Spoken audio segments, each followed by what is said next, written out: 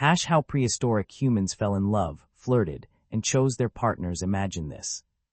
You're a young man living 30,000 years ago. There are no dating apps, no text messages, no weddings, no engagement rings.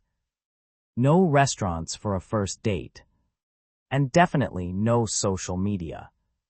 You wake up in a small camp beside a river. A group of about 40 people share food, fire, and shelter. Every face is familiar. Every person knows everyone else's business. And among them is someone who catches your attention. A young woman from a neighboring family. Every evening, you find yourself sitting a little closer to the fire when she's nearby. You laugh a little harder at jokes.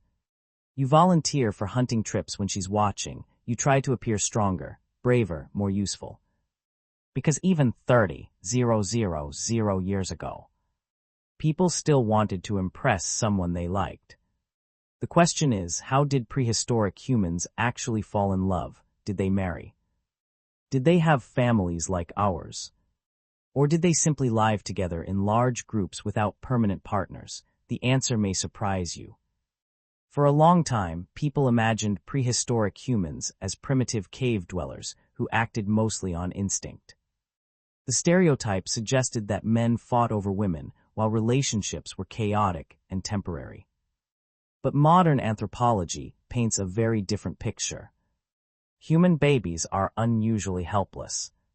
A newborn requires years of care before becoming independent.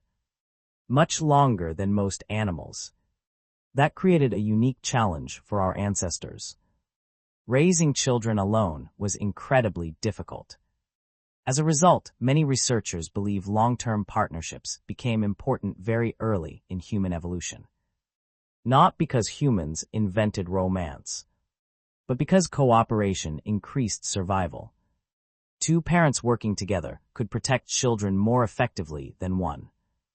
Over thousands of generations, strong social bonds became one of humanity's greatest advantages.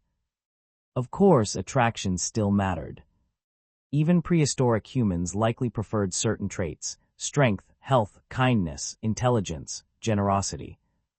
The same qualities many people seek today. A successful hunter who regularly shared food might appear attractive. A woman skilled at gathering plants, crafting tools, or caring for children could earn admiration and respect. In prehistoric communities, survival skills were often the equivalent of modern status symbols. Instead of showing off an expensive car, you might show off by bringing home a large deer. Flirting probably looked different, but not completely different. Humans have been using body language for hundreds of thousands of years: smiles, eye contact, laughter, playfulness. Scientists believe these behaviors existed long before written language. A young man might offer food. A young woman might choose to spend more time near him. Conversations around campfires may have become opportunities to build trust and affection. In many ways, the first dates may have happened beside a fire under the stars. But here's where things become fascinating. Many anthropologists believe prehistoric communities were highly social. Children were often cared for by grandparents, aunts, uncles, older siblings, and other members of the group. This system is sometimes called cooperative breeding. In other words, raising children was not always the responsibility of only two people. The entire group contributed. That doesn't mean everyone shared partners equally. Instead, it suggests prehistoric families may have been more connected and supportive than modern households. The phrase, "it takes a village to raise a child," may have been literally true. Did prehistoric humans get married? Not in the modern sense. There were no government-issued marriage certificates, no legal contracts, no wedding venues. Yet many researchers believe pair bonding existed. Communities likely recognized certain couples as long-term partners. Ceremonies may have existed in some form, perhaps gifts were exchanged. Perhaps families gathered around a fire to celebrate. Perhaps certain rituals marked the beginning of a new union. We simply don't know for certain.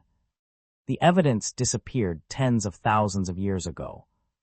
One clue comes from ancient burials. Archaeologists have discovered men and women buried together in some prehistoric sites. Sometimes they were placed carefully side by side, sometimes surrounded by symbolic objects. These discoveries suggest emotional relationships may have extended beyond life itself. People appear to have cared deeply about certain individuals, enough to honor them after deaths. And that tells us something important. Love may be far older than civilization. Of course, prehistoric life wasn't always romantic. Jealousy probably existed, arguments certainly existed, relationships likely failed. People experienced heartbreak, loss, and loneliness, because those emotions are deeply human. The brains inside our heads today are remarkably similar to those of people who lived tens of thousands of years ago. They felt fear, joy, embarrassment, desire, and affection, just as we do. Perhaps the biggest difference was community. Today, many couples live independently.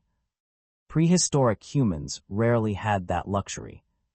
Most people lived closely together within groups. Privacy was limited. Everyone knew who liked whom. Everyone knew who argued. Everyone knew who formed new partnerships. Love happened in public, not behind closed doors. Imagine a young couple sitting near a campfire 20,000 years ago. The stars shine overhead. Children laugh nearby. Older members of the tribe tell stories. Tomorrow will bring another day of hunting, gathering, and survival. Yet for a brief moment, none of that matters. Two people exchange a glance, a smile, a quiet conversation. And somewhere in that moment, something very familiar happens. A connection forms. The same connection billions of people have experienced throughout history. When we think about prehistoric humans, it's easy to focus on stone tools, mammoths, and caves. But beneath all those differences, they were remarkably like us. They worried about their families. They cared for their children, they formed friendships, they suffered heartbreak, and yes, they fell in love. Maybe they didn't have wedding rings. Maybe they didn't write love letters. Maybe they never said, "I love you," in the way we do today. But they built bonds strong enough to survive one of the harshest periods in human history. Those bonds helped raise children, build communities, and ultimately create the world we live in today. Because long before cities existed, long before kings and kingdoms, long before the first written word, a man looked at a woman looked back. And together they began a story that every one of us is still part of. The story of human connection.